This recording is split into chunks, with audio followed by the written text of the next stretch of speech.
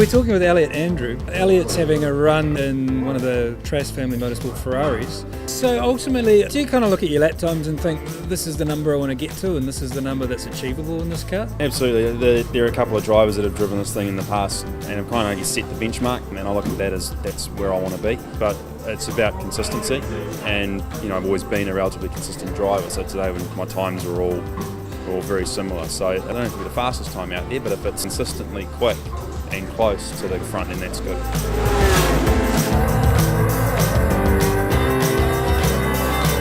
What was your motivation to get into endurance racing? I think for me, I've always wanted to race something, and progressively through the years it's kind of become a bit more apparent, a bit clearer to me which pathway I want to take in terms of my racing. It's not necessarily endurance stuff that I want to follow, it's any kind of tin-top GT racing. There's good diversity in the fields, you get to race some of the most amazing cars. I did karting up until I was probably 15, 16 years old. I had a kart bought for me by my father when I turned 8.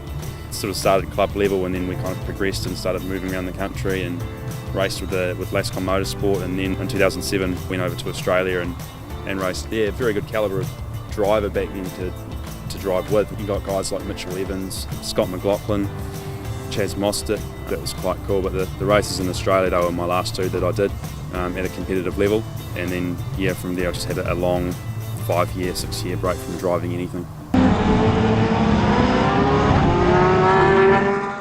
At that point everybody was getting out of karts and into cars, and I was kind of getting left behind, so I guess that kind of drove my hunger to get back into a car at some point. So straight out of high school I got a full-time job and just saved up everything that I could, and opportunity came up in the North Island Endurance Series to get behind the wheel of a Seat Supercope at Pukekohe, and it's all just kind of gone from there. It was the Seat and the Porsche and the V's, and now I'm here. Taupua, that was your first run in the car, and had you done much testing before that? No, I had Friday practice the day before. That was the first time I saw the car, the first time I even sat in it. So I just went straight out onto the track on the Friday and just tried to get as much miles as I could, and then into the race on the Saturday.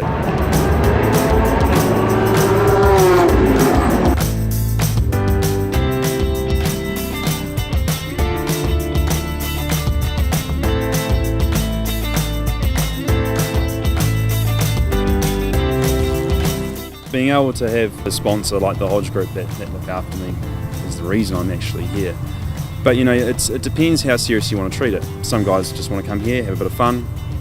But for me, it's really, I do take it very seriously. I think that I got left behind a little bit, so I haven't quite got the experience of some of the other guys that are out there. But I still think I have something there, and if I sat back and didn't do anything about it, then I guess I'd never know for myself if I could do it. So ultimately, where do you want to take this? If I could put a magic wand over it, it would be a race in the World Endurance Championship.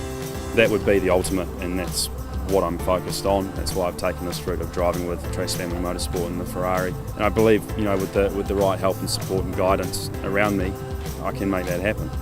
There'll be a lot of people that'll doubt that, of course, but I think you've got to back yourself, and I 110% back myself to be able to get there. I just want to get this one done, and do this to the best ability that I can, and then see what happens after that. I'm talking to a few different people and a few different opportunities that are around. I want to do this really well, and then from there I'll work out what I'm going to do.